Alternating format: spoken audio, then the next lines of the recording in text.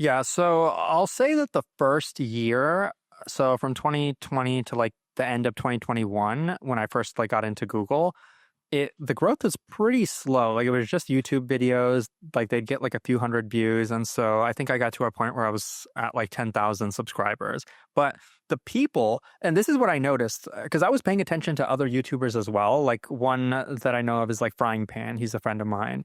And a lot of people during the pandemic were making like skits and making videos that were just going super viral. He had a video that got like 5 million views. I remember looking at it, I was like, damn, I'm jealous. Like my video is getting like 500 views. It's going to take me like 100 years to get to that point. And so I was jealous of that. But the one thing I saw was the people watching the videos, they really, really liked them. Like they were like, this is so different from anything I have. Like, please keep making more videos. They were begging me to make videos.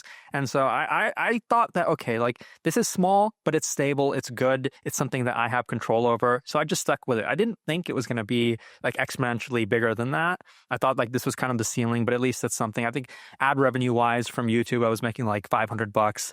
And I thought like the peak is probably going to be like $1,000 a month. I didn't even know about sponsors or anything else at that point. I didn't really play my hand super well. But then some time went by, I think like mid 2022, when I had been working at Google for a while. I'd stopped making videos as much. And then I thought like, hey, like there's these videos on YouTube. I could compile them into a website so that it's easier for people to use. One thing I was scared of was like I was getting YouTube search traffic. If somebody's typed in like a LeetCode problem, my video would be at the top. I was scared like, what if that changes? My videos won't get views anymore. So then I threw them into a website. And that was my plan, like just create a free website. And then hopefully it'll help people and it'll keep my channel alive. And it did. And it also blew up. And that's the point where I realized like, hey, this is actually really, really big. And I actually had no plans of making it a paid platform at all. I really didn't, because I just hadn't thought about that. And I was working with some sponsors and I was selling like their courses via my videos.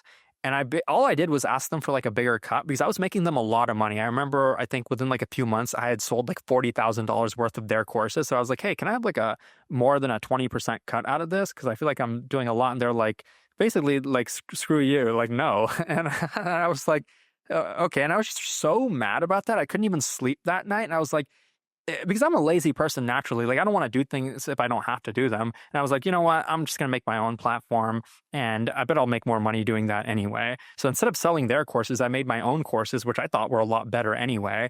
And surprisingly, like people are more willing to buy something from you than they are like if I'm trying to sell somebody else's product. Like that's something I noticed, like the conversions went up and the quality of it was better. And instead of like linking from NeetCode to like another site, I was just had it all kind of included there.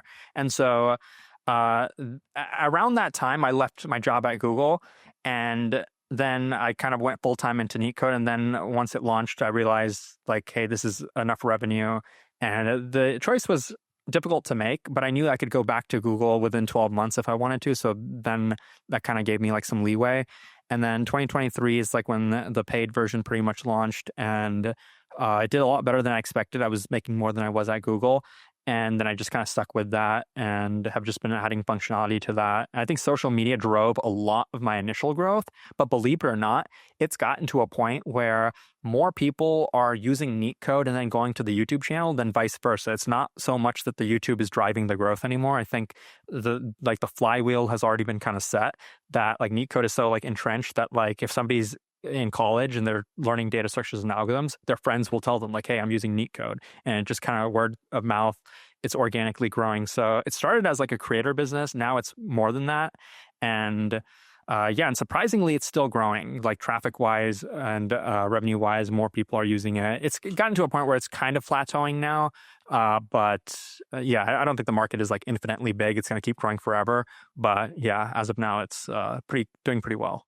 Yeah, before I have a bunch of questions about the market space and where, because nowadays you are a competitor to LeetCode now. You are not just NeetCode anymore. I think it started as, okay, you were kind of like living as, you know, like a barnacle on like the shark that is LeetCode. And now you're another shark. I mean, I remember you posted some stat about how like before you started making the solution, the solver on your website, that was like 10% of LeetCode's traffic came from NeetCode, which is crazy. And now you don't even have to go to LeetCode. You can just do it on NeetCode itself. And I've talked to a lot of students who are like, yeah, wait, what do you mean I do it on NeetCode? They don't even know that you can do it on LeetCode, which is crazy to me because, again, before when I was doing this stuff, it was before you had it, so you could solve on your site there. But one question I do have is, a lot of people who are running creator businesses don't understand the value of a view on YouTube. You're talking about Frying Pan. I think there's another guy named Nicholas T. Or Jomo is the original one who was making these tech comedy sketches that were doing incredible views. I think if you look at Joma Tech's videos, even though he's not posting anymore as much, some of those most viral videos of 15 million views on it, which is insane. I've never seen an educational video with 10 million views on it. How much is your most viral video?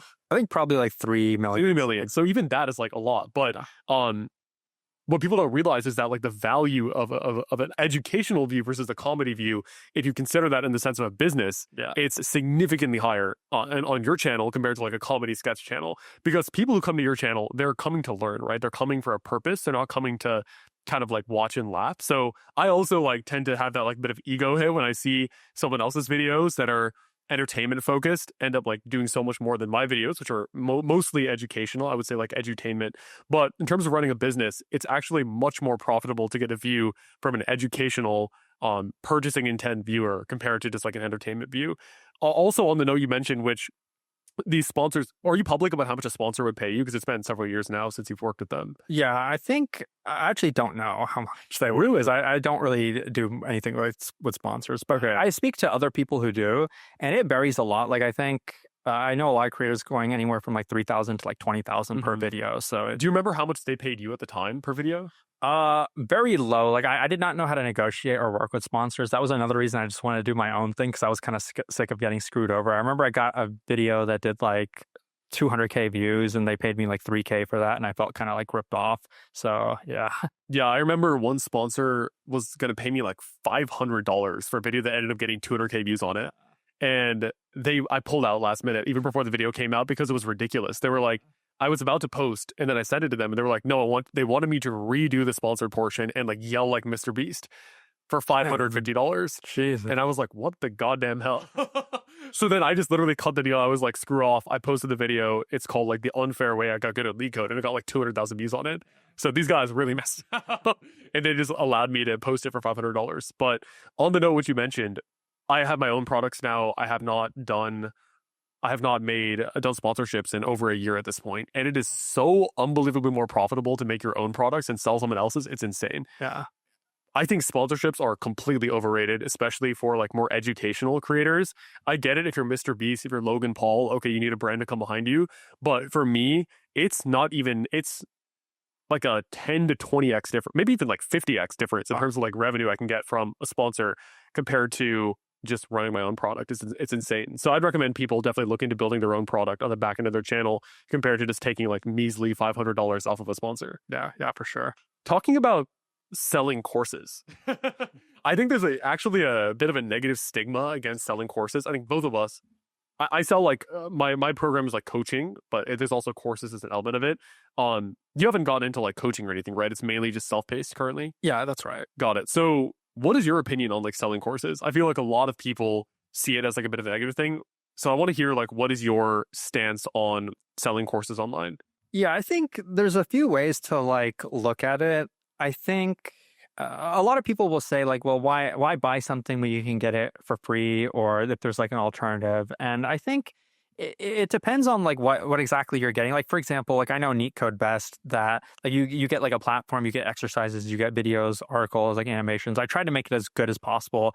And the value proposition with something like that is like, do you want to do it? Like, for example, some people just like my teaching style, so they want to like learn it with me, and they're willing like to pay to do that. And another thing is the time investment. Like if you're buying something and it's going to save you time, you're obviously going to get some kind of return on investment on it. So if you spend $100 on NeetCode and you save 50 hours of time that you could have, spent using a bunch of other resources that are kind of like scattered all over the place, well, that comes out to like $2 per hour. Like, is that worth your time? And that's for people to decide themselves.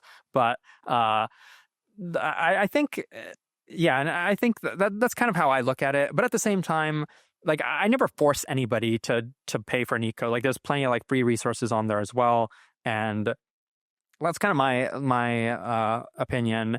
Where like I'm lucky enough to do this full time. I'm lucky enough to make money doing it, and I want to. I'm able to, because of the fact that I'm paid to do this, I can also create more free content as well. So it's kind of like market-wise, when you look at how things were before NeetCode, where like Algo Expert was like the alternative, people like it did not have any free resources. Like it was kind of a worse system. So now I have a system where NeetCode, like there is a paid product, and I think it's pretty good, but there's also like the free resources as well that I've been able to make because of the paid product. So it's like it kind of works hand in hand. So I think that's kind of how I think about it. Like, I feel like it's a better system than there was before. Who knows? Maybe somebody's going to come along and do something even better than I'm doing and displace me or whatever. That's fine. Like, it's a free market. Anybody can do that. But I think like there is value in paying for something, even though a lot of people, especially developers, are like reluctant to do that. Nobody wants to like pay money for something you can do for free. It's kind of like an ego hit to a lot of people, and to me as well sometimes. But as I've kind of gotten older and as I've been able to have more disposable income, I've realized that like oftentimes it's definitely worth paying for something if it can give you like a really good outcome, like get a job or something like that. Like that's going to be a huge ROI if you can do that. Yeah, that's generally how I think about it. My stance on this is that if paying $300 to $500 for some NeetCode resources gets them a job 1 day earlier or 2 days earlier, they instantly earn that back. If you're trying to leave the 9-to-5 and build a business, this book has to be on your desk. $100 Million Money Models by Alex Hormozi.